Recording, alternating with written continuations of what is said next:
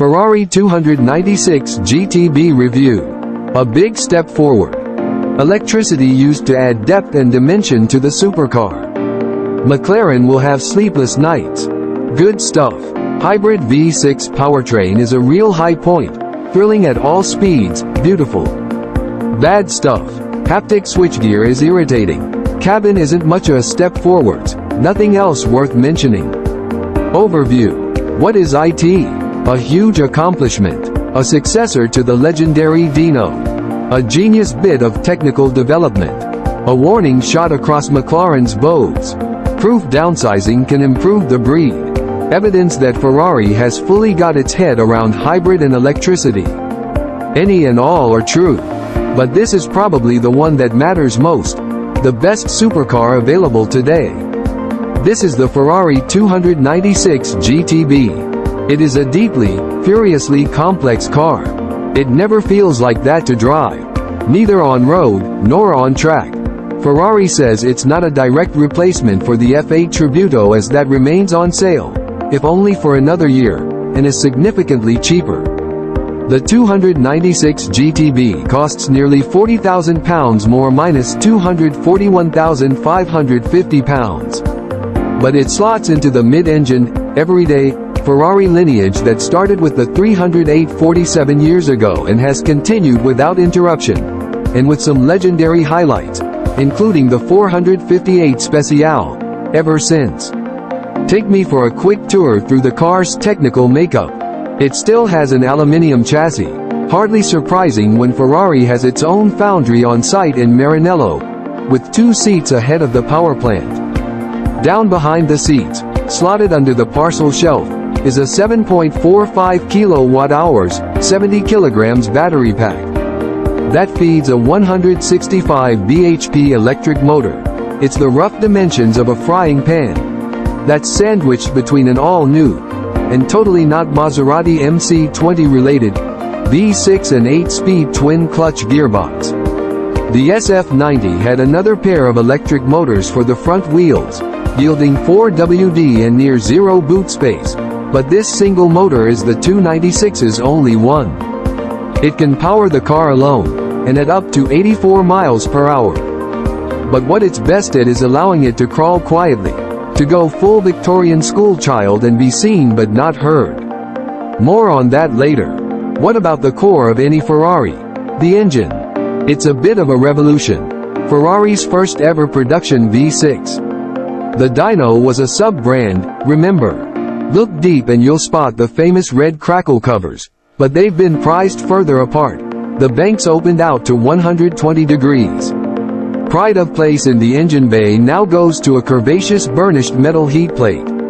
Under it, nestling in the hot V of the cylinder banks, lie a pair of IHI turbos shared with the SF90. The turbines at both ends are slightly smaller, so they can spin faster, 180,000 revolutions per minute, run more efficiently, by 24%, and respond quicker.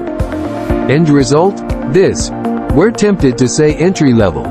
Ferrari has a grand total of 818 bhp, 165 bhp of E-thrust supplemented by another 663 bhp from the twin-turbo V6. What it doesn't feel, thankfully and amazingly, is particularly turbocharged.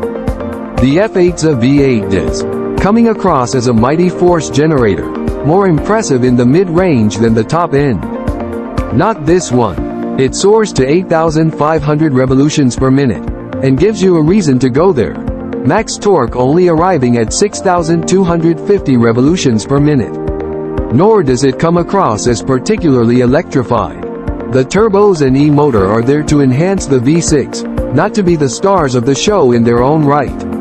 Of course there's masses of zero-lag bottom-end grunt, but the way it's blended is genius. You can deceive yourself into thinking you're driving an especially healthy naturally aspirated engine. And it sounds good too. Higher pitched and richer toned than the F8 Tributo's flat V8 blare, more fizzy and energetic. Ferrari claims its engineers nicknamed it the Piccolo V12, Little V12. It doesn't have the trumpeting Baroque glory, The proud Roman pomp of an 812 in majestic full flow. But we can see where they're coming from. How is it to drive? On road it's smooth, intimate and connected. The steering's super fast. But Ferrari is on top of that now. So trust in the front end comes naturally. It's not super rich in road detail, but it's massively satisfying to turn. The weighting, the resistance, the connection, all are superb. Body control on the smooth surfaces of southern Spain is immaculate, traction effortless. Everything operates in balance and harmony. It never feels heavy or caught out. It just carries you along, wants to entertain and amuse. Alert and playful. And when you get to a village you can press the haptic ed button on the lower left of the steering wheel and have a claimed 15 miles of e-range. Okay, it's more like 10, but the point stands. You can go into stealth mode and roll silently through. Supercars are attention seekers, heard before they're seen, but here's that extra dimension that electricity brings, soundless progress in a more accepting audience. The gap between silent pottering and track ripping is a gulf of epic proportions. Hard to believe it's the same car, in fact. Okay, it wasn't since Ferrari insisted we drove a different car fitted with the 25,920 pounds Assetto Fiorano pack on track at Monteblanco. But the way it rips around, making me feel like a hero even though I'm protected by an electronic bubble, 6 WCDs, the car's central dynamic brain, marshals abs individually to each wheel, predicts grip and monitors all movement across 3 axes, is amazing.